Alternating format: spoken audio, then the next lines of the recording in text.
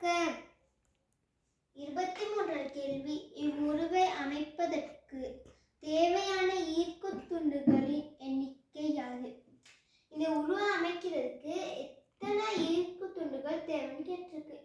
இந்த உருவுல ஐங்கோணி, செவ்வகம், முக்கோணி என 3 உருவங்கள் கொடுத்திருக்காங்க.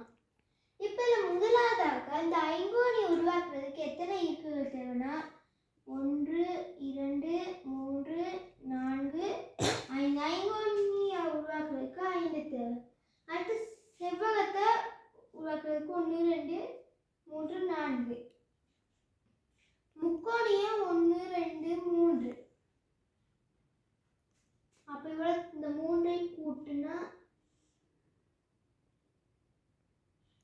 12 ஈர்ப்புகள் தேவைப்படுது. விடை 12. முதலாவது.